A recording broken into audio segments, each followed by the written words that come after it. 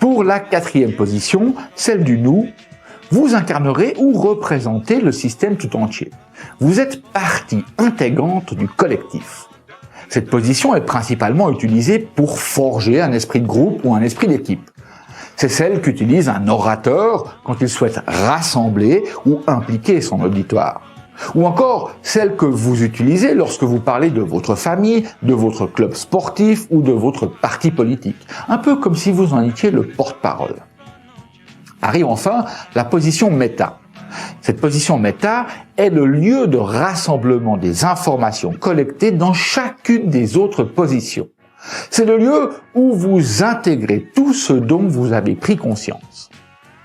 Le terme méta peut être compris comme positionné au-dessus de. Par exemple, lorsque vous dites « j'ai peur d'avoir peur », c'est un peu comme si votre moi majuscule parle en observateur de votre moi minuscule. Méta peut aussi être compris comme à propos de. Par exemple, si je fais de la métacommunication, ça veut dire que je communique à propos de communication.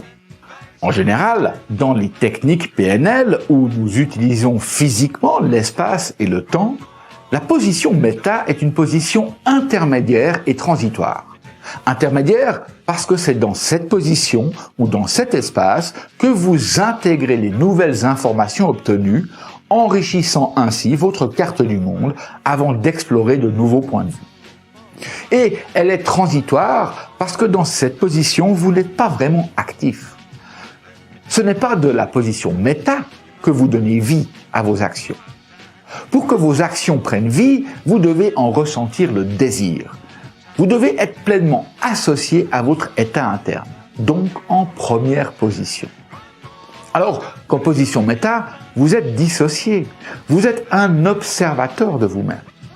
Alors si j'ai bien compris, quand je m'engueule avec ma femme, il faudrait que je pratique la deuxième position pour voir et pour comprendre comme elle. Et après, je dois aller en troisième position pour faire comme si j'étais un observateur de l'engueulade. C'est ça que tu dis?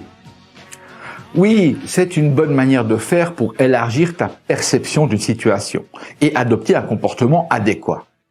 Et c'est aussi une excellente façon de faire pour s'assurer de l'écologie d'un objectif.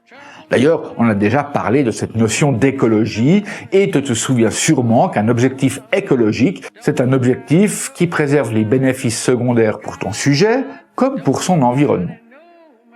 Bien sûr, on aura encore l'occasion d'en parler lorsqu'on abordera le thème d'objectif, plus loin dans cette formation. Maintenant, voyons comment on pourrait pratiquer ces positions de perception.